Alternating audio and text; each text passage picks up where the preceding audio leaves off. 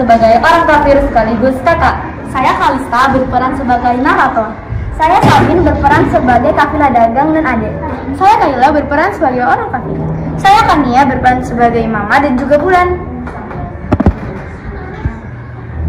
Kali ini kita akan mengisahkan sebuah kisah dengan judul Mukjizat Nabi Muhammad SAW. Selamat menyaksikan.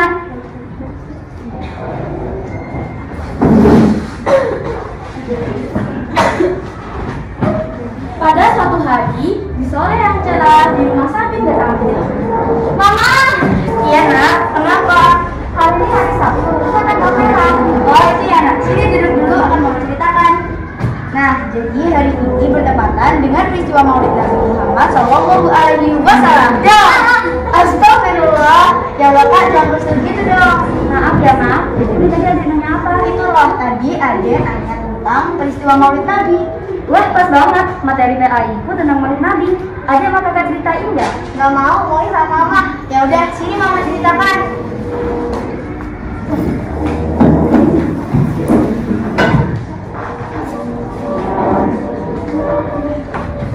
Pada suatu hari, ketika Nabi Muhammad SAW sedang tawaf, datanglah para kaum kafir Quraisy.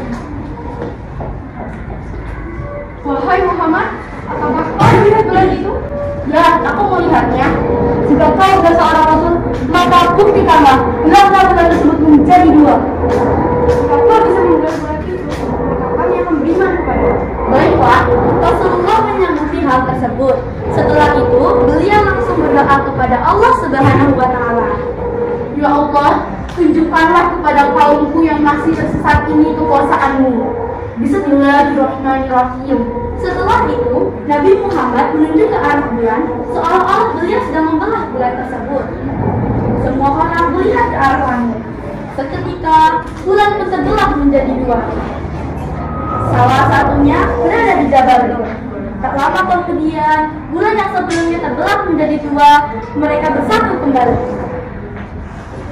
Setelah berhasil, sekarang giliran Nabi Muhammad bertanya kepada kaumnya tersebut. Sekarang, apakah kalian sudah percaya kepadaku? Aku telah melakukan sesuai keinginan kalian.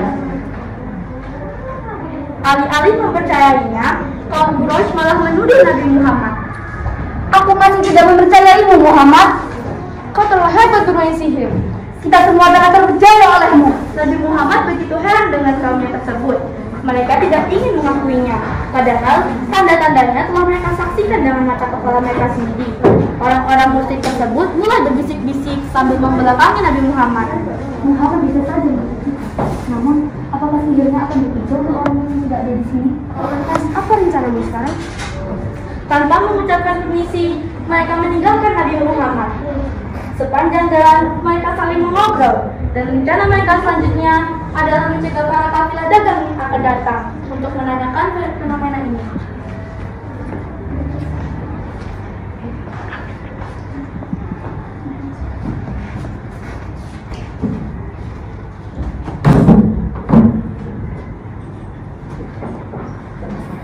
Ketika melihat sekelompok kafilah datang, orang-orang musyrik itu langsung mencegat mereka.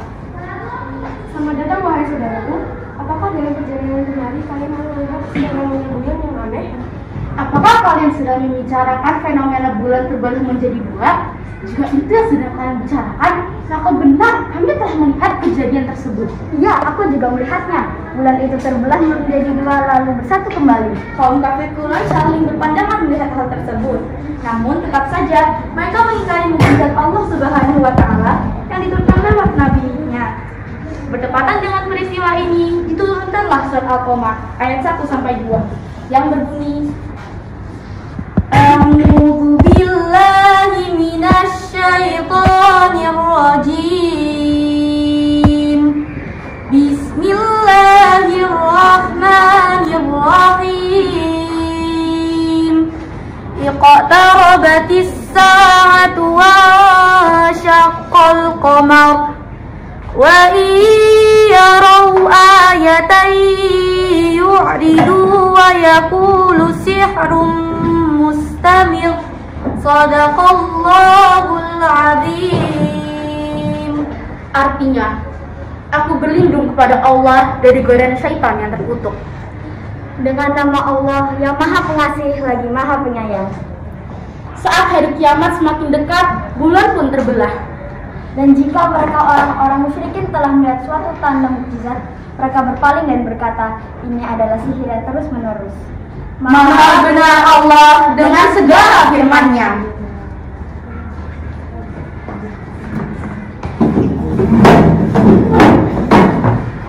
Nah, itu dia peristiwa Nabi Muhammad SAW membelah bulan. Ada yang tahu nggak nih hikmahnya apa? Apa hikmahnya, Kak? Hikmahnya adalah salah satu ciri orang musyrik adalah tidak mau menerima kebenaran, meskipun Allah SWT sudah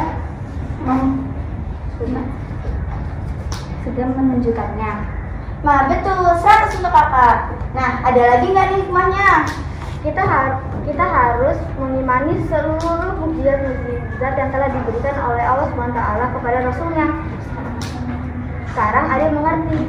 Kita harus memahami perjalanan Rasulullah. Nah, betul, 100 untuk Ade. Nah, sekarang Mama traktir es krim yuk.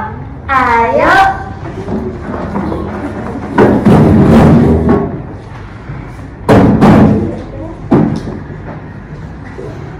Nah, seru kan ceritanya?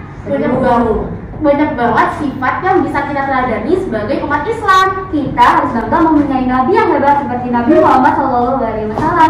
Betul, dan banyak sekali hikmah yang bisa kita ambil dari peristiwa ini. Di antaranya adalah kita harus mengimani mukjizat yang telah Allah berikan kepada Rasulnya. Setuju banget. Selain pada tanggal 12 Rabiul Awal merupakan tanggal kelahiran Nabi Muhammad SAW, di tanggal yang sama Nabi Muhammad telah wafat, tepatnya pada usia 63 tahun, atau lebih tepatnya 62 tahun 2 bulan 22 hari.